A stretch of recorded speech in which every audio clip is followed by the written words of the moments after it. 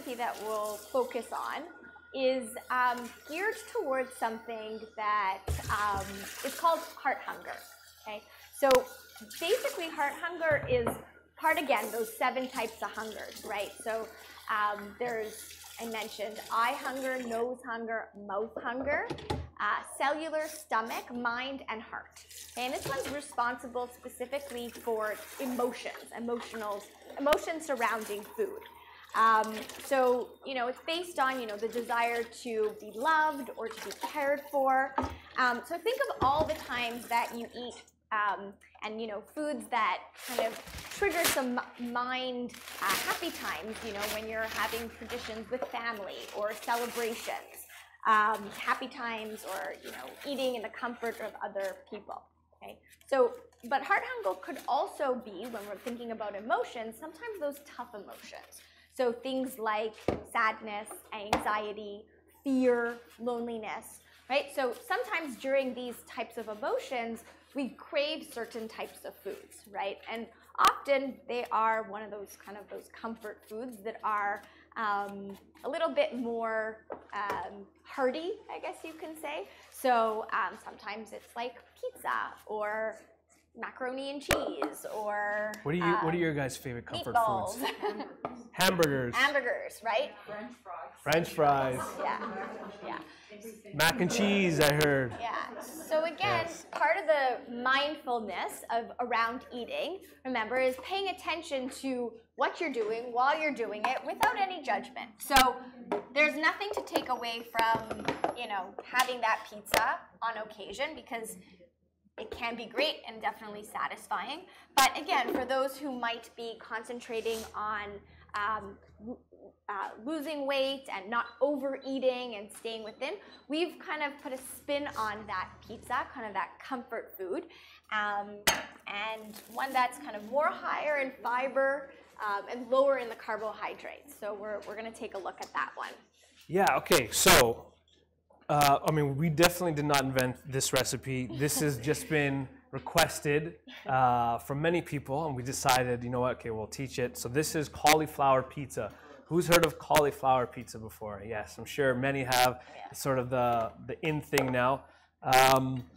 So I'm going to preface this by saying, by no means is this pizza, No. okay? I would be offending a lot of people, including myself, if I were to consider this pizza. And I think it's probably not a good practice to make, you know, I've talked about this before, making big substitutions and, you know, making a very healthy version and trying to think that it's replacing it. Go into it with a new experience, with an open mind, And right? that's mindfulness. Yeah, and that's right? mindfulness, exactly. Yeah, if we're making maybe, you know, a veggie burger or like a chicken burger as opposed to your regular hamburger and fries, don't go in expecting that hamburger and fries, because then you're going to be disappointed. So this is a cauliflower base topped like a pizza. Maybe we'll put it that way. It is delicious. I'm not saying it's not tasty. It is very tasty, and we want to show you how to do it. So we're starting off with, obviously, our cauliflower. And so we're making the base. This is going to be the crust for the pizza. And what we want to do is break it up just slightly, but what we need is a food processor, really, to break it into very tiny pieces. Now, it has become so popular. They call it sometimes cauliflower rice. You might see it as well. I've seen grocery stores sell it already pulsed in bags. Yeah. I think you could even, probably at more natural, like your smaller grocery stores that maybe sell more natural health products, you might be able to actually find pre-made, There you go. Cauliflower pizza crust. Yeah. Right, pre-made. I think it is a little bit more pricey, Yeah. but it's also an option. All right, so I just wanted to fit into here. You can, that's fresh cauliflower. You can do this with frozen cauliflower as well, okay? They have frozen bags of cauliflower, just as easy. It's already prepped and washed for you, so you just have to pulse it. Okay. So we're gonna pulse this just until it looks like breadcrumbs. Okay, done. That was pretty quick, pretty easy. So now you can see, that's why they kind of call it, whoa, the camera's chasing me. That's why they call it cauliflower rice, because you can see it almost looks like little pieces of rice. And you can use this now, so they would use this as a substitute. You can stir fry it and use it as your rice. You top it with whatever, vegetables or stir fried chicken or whatever it is you're making. And you can use this as a base, it's really tasty. We're making pizza with this, so we need to do one step further. There's a lot of water in cauliflower. If I were to make this as is, it wouldn't hold its shape, it would just fall apart. So I want to get that water out, and we can do it one of two ways. First way is we'll add it to a pan. Dry pan, I'm not adding oil or anything in here. And we can cook this water out just like 4 or 5 minutes. It does not take much time at all. We want to get as much of the water out as possible. Or I can use a microwave as well. It's a lot faster. And you put it into a bowl, cover it with some saran wrap, and you microwave it for about 4 or 5 minutes. It'll come out and it'll be ballooned up from the steam. So be very careful. Just poke it with a knife to let that steam release and let it cool. Yeah. Okay? Yeah. The other type of hunger I wanted to talk about was cellular hunger. Okay? And this is basically your body's wisdom in knowing what it intuitively wants for its cells. So has anyone ever been on vacation and kind of been indulging for a week, eating in restaurants, not having access necessarily to your kitchen or a grocery store, and then after some time you kind of say, I really want just a big salad, or I'm craving some vegetables. So that's really your body, your cells kind of saying to you what it's craving. So that's kind of on the cellular hunger note.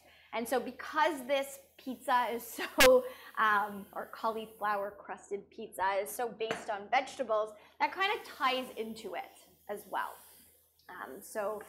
Just something to have available and kind of in your repertoire for when you are craving those vegetables. Yeah, absolutely.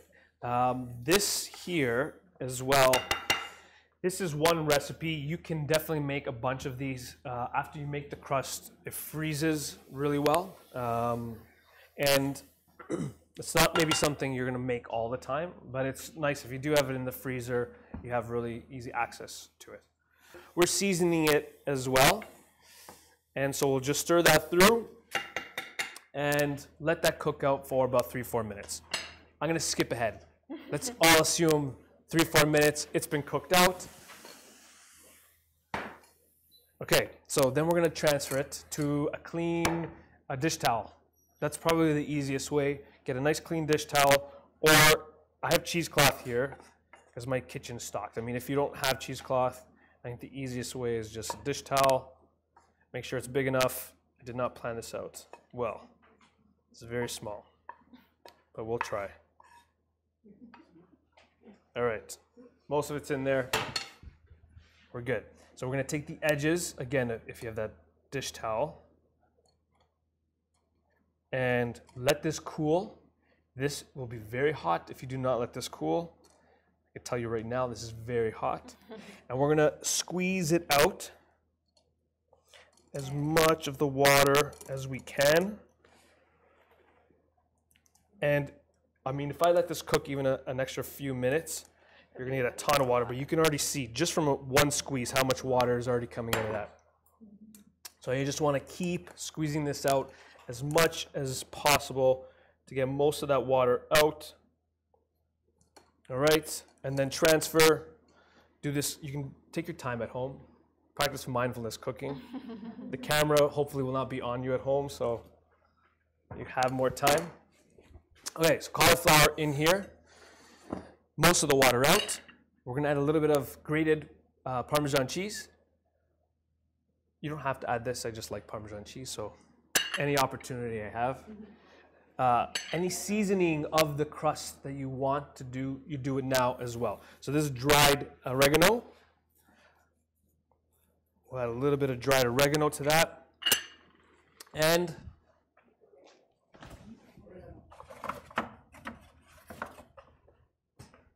one egg. So the egg is what's going to do all the binding for us.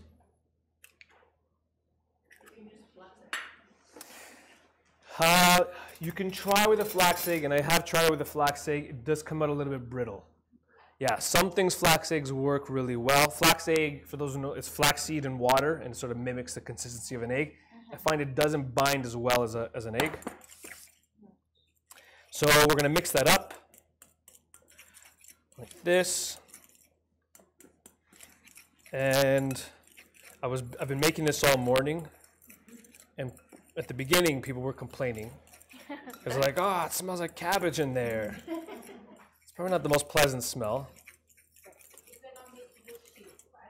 Sorry? Oh yes, omit the cheese. Yeah, you don't have to add the cheese. No, you don't have to add the cheese. Yeah, so we're gonna mix it together, and we have this combined mixture like this. And then that goes on your baking tray. So I have my baking tray here. Line it with parchment paper because it helps, and just throw it all into one mound. Now we're gonna pat it out. And yeah, so we're not flipping this like a regular pizza dough. Do not try that. You'll have cauliflower all over the place. So we're gonna get sort of a general circle, and then what I like to do, just because it's a little bit cleaner, is get a piece of saran on top, or you can use like another piece of parchment if you want, and then just use that to smoothen it out. You can even get a rolling pin. You can even get a rolling pin on this and just gently pat it out. And we're looking to try to make it as consistent, as even as possible. About 2 centimeters thick here. So it doesn't have to be a circle. That's not a pizza rule. You can do it a square, rectangle, a star might be weird. All right, so there's our pizza crust, partway there. Yes. That goes in the oven. We do not want to top it now. Do not top it now. Put it into the oven, 400, 425. I find I like to go a little bit higher, so I go 425, and cook it for about 15 minutes. 15, 16, 17 minutes, until it's nice and golden brown. And it looks like this. So, nice and golden brown, and this you want to let just cool slightly. Don't be tempted to, play around with it because it's still soft. It might be a little fragile. But at this point here, you can see I can lift this up, and we have our pizza base, right? So it's hard to imagine from that breadcrumb cauliflower that we're going to have something that's nice and solid, right? So this point here, if you want to freeze them like this, and then keep them in a Ziploc bag, and then anytime you're ready to top them, you can treat them like flatbread, pizza, whatever you want. You wouldn't have to defrost them. No, you wouldn't have to defrost it. Top it and in the oven. Yeah. So I didn't put any toppings on your recipe because you can kind of do. I want you guys to decide. I'm adding. Stephanie wanted tomato sauce. I figured that's a traditional sorry. comfort that you're going to choose, but of course you can top it with This is pesto. pesto. Yeah, this is just a pesto. We have a lot of pesto recipes. I'm going to plug our website. So you have a lot of pesto recipes on our website you can check out. This is our pumpkin seed pesto. Yeah. So a little winter. Yeah, and again, like I said, it's a higher fiber option. You could add, the different proteins that you wish to put on top. The cheese adds protein. You could add additional fat, which also could be great, and even top more vegetables depending on what you want. Yeah, absolutely. Right? And it's something that, when you cut it at a holiday party, it could be served as kind of little appetizers, finger food, right? Or, as a meal as well. So many options for that holiday season. Yeah, so a little bit of cheese on there, and then that goes into the oven, back into the oven just to melt the cheese. So probably like 5 minutes, 10 minutes, depends how hot your oven is. Just sort of keep an eye on it. And made lots of them today. Here we go. We'll do this one. So this, actually, no, wait. I got a better one. Yeah, this I one. hunger. A little bit bigger. So this is what we're looking for, right? Nice and golden brown. And you can cut it up the way you would a pizza. You have a pizza roller. I'll do one slice here.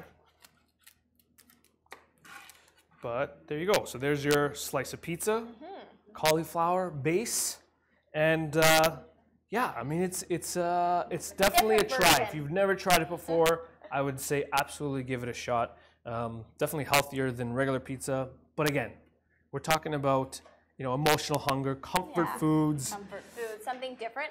But again, you could there is that fine line between your pizza that's made with white bread, white flour, refined grains. There's a middle ground, right? There might be a whole grain pizza crust with lots of vegetables, and then we have one that's really low in the carbohydrates, no grains, right? So depending on when you kind of could check in with yourself as to what type of hunger you're experiencing and how hungry you might be, that depends on different options that you might choose. So that's a great way. Fantastic. I'm excited to try it. Yes.